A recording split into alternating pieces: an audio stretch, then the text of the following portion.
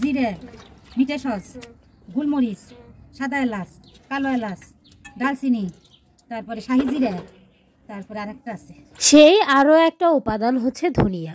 হাঁসের মাংস রান্না করবেন অথচ এই মশলা দিবেন না তা কিন্তু হবে না।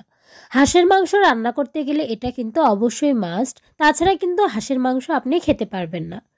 এই হাঁসটা আমার মামা দিয়েছে। শীতের মৌসুমে কিন্তু সবচেয়ে বেশি যে মাংসটা ভালো লাগে সেটা হচ্ছে হাঁসের মাংস। হাঁসের মাংস অনেক দিন থেকেই খেতে চাচ্ছিলাম, কিন্তু কেনাই হচ্ছিল না। আর হাঁস আমরা যেহেতু খুব একটা বেশি কিনি না, তাই হাঁস দেখে আসলে বোঝাও যায় না কোন হাঁসটা বেশি টেস্টি লাগবে। মামার যেহেতু অনেক হাঁস আছে, সেখান থেকে একটা হাঁস আমাদের দিয়েছে। একটা হাঁস না, এর সাথে অবশ্য একটা মুরগিও দিয়েছে। মুরগি দেওয়ার পেছনে অবশ্য একটা বিশেষ কারণ আছে, সেটা আমি পরে বলছি। হাঁসের পালকগুলো ভালো করে তুলে নিয়ে এটা কিন্তু আগুনে একটু পুড়ে নিতে হবে। এরপর হলুদ দিয়ে ভালো করে মাখিয়ে একটু খড় দিয়ে বা ঝামা দিয়ে এটা ভালো করে ঘষে নিতে হবে। খুব ভালো করে ঘষতে হবে, তাছাড়া হাঁসের যে একটা গন্ধ সেটা কিন্তু যাবে না। হাঁসের মাংস রান্না করার জন্য সবসময় একটু বেশি মশলার প্রয়োজন। প্রথমে যে মশলাটা বলে দেওয়া হলো, এই মশলাটা কিন্তু অবশ্যই দিতেই হবে। এরপর হাঁসটা কেটে নেওয়া হচ্ছে। হাঁসের মাংস যেহেতু আমরা বাসি খুব একটা পছন্দ করি না, মানে একবার জাল দেওয়ার পর আবার একবার জাল দিলে হাঁসের মাংস কেমন যেন লাগে, তাই এখানে হয়তো পুরো হাঁস রান্না করা দেখাবো না, তবে হাঁস রান্নার প্রসেস কিন্তু একই। হাঁসের আমরা চামড়া খাই না এমন না, আমি পার্সোনালি হাঁসের, মুরগির, মাছের কোনোটারই চামড়া খাই না। ছোটবেলা থেকে কেমন যেন একটা অভ্যাস হয়ে গেছে। তবে শুনেছি যে এই চামড়া নাকি অনেক টেস্টি হয়। আমার বাসায় কিন্তু অন্যান্য সকলে যারা আছে তারা মোটামুটি খায়, আমি খেতে পারি না। এদিকে মুরগিটাও রান্না করা হচ্ছে।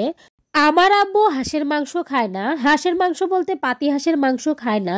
সেটা একটা বিশেষ কারণে খায় না, সেটা না বলি। তো তার জন্য একটা মোরগও দিয়েছিল, তো সেই মোরগটাও আজকে রান্না করা হবে। আমি শুধু আজকে হাঁসের মাংসটাই আপনাদের সাথে শেয়ার করব। প্রথমে ভালো করে কয়েকবার ধুয়ে নিতে হবে। শেষের বার যখন ধুতে হবে তখন ভালো করে এটা বেছে নিতে হবে এবং শেষবারের মতো আবার একবার ধুতে হবে, মানে মাংস দেখতে যেন একদম ঝকঝকে লাগে। দেখতেই পাচ্ছেন মাংসটা কতটা পরিষ্কার এবং মাংসটা যেন সাদা সাদা হয়ে যায়। আমি অফ ক্যামেরায় বেশ কয়েকবার ধুয়েছি, এটা কিন্তু অনেকবার ধুতে হবে, অন্তত তো 5 থেকে 7 বার ধুতেই হবে। এরপর এই মশলাটার কথা তো প্রথমেই বললাম, এই মশলাটা কিন্তু হাঁস রান্নার জন্য অবশ্যই অবশ্যই দিতে হবে, তাছাড়া কিন্তু হাঁস ভালো লাগবে না। আপনারা অনেক ভাইরাল হাঁস রান্না দেখেন, আমার মায়ের হাঁস রান্না সবচেয়ে বেশি টেস্টি হয়। এটা আমার কথা না, এই পদ্ধতিতে যদি আপনারা রান্না করেন আশা করি আপনাদের খুবই ভালো লাগবে। প্রথমেই দিয়ে দেওয়া হলো পেঁয়াজ। পেঁয়াজ কিন্তু একটু বেশি দেওয়া হয়েছে, যেহেতু হাঁসের মাংস একটু গন্ধ করে তাই এই মশলাটা বেশি করেই দেওয়া হয়। দিয়ে দেওয়া হয়েছে মরিচের গুঁড়া, হলুদের গুঁড়া, আদা রসুন জিরা বাটা আর ওই মশলাটা। এরপরে দিয়ে দেওয়া হয়েছে লবণ, তার সাথে সাদা এলাচ, কালো এলাচ আর দারচিনি একটু থেতো করে নিয়ে দিয়ে দেওয়া হয়েছে। এরপর সবগুলো ভালো করে মিশিয়ে নেওয়া হলো তেল দিয়ে। ভালো করে মেশাতে হবে যেন মশলাটা একেবারে সব মাংসের ভেতরে ভেতরে পৌঁছে যায়। হাঁসের মাংস কিন্তু ম্যারিনেট করে রাখার কিছু নাই, আমরা সরাসরি রান্না করি। আপনারা চাইলে ম্যারিনেট করে রাখতে পারেন। মশলার একটুখানি ঝোল ছিল, সেটাও দিয়ে দেওয়া হলো। এরপর এই পাতিলটা তুলে দেওয়া হবে চুলায়। একটুখানি পানি অ্যাড করা হয়েছে, অবশ্য আরও একটি পানি অ্যাড করতে হবে। আপনারা যদি গ্যাসে করেন তাহলে অল্প একটু পানি অ্যাড করবেন, যেহেতু লাকড়ির চুলায় করা হচ্ছে তাই পানি দ্রুত শুকিয়ে যায়, তাই আরও একটু পানি অ্যাড করা হলো। এটা কিন্তু প্রথমে কষানো হচ্ছে, কষানোর পরে কিন্তু ঝোল অ্যাড করতে হয়। আমরা প্রথমেই কষিয়ে নিচ্ছি, কিন্তু আমরা ঝোল অ্যাড করব না। হাঁসের মাংস আমরা ঝোল খাই না, অনেকটা কষা কষা টাইপের খাই, মানে একেবারে ঘন ঝোল সেই টাইপের খাই, তাই আমরা এক্সট্রা কোনো ঝোল ব্যবহার করছি না। আরও যে ঝোলটা আছে সেটা আমরা ভেজে ভেজে শুকাবো।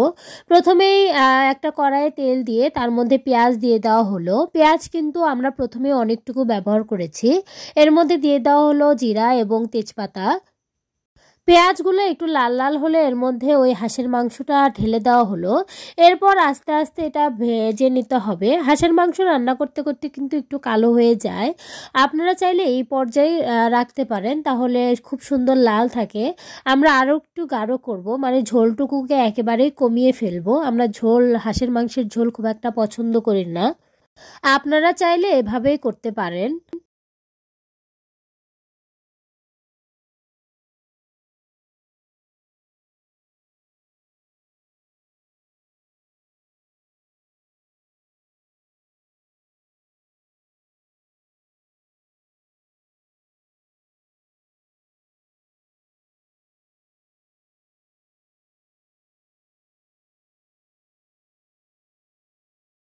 মাংসটা কিন্তু হয়ে গেছে, ঝোলটা কতটা গাঢ় হয়েছে সেটা ভিডিওতে দেখতে পাচ্ছেন।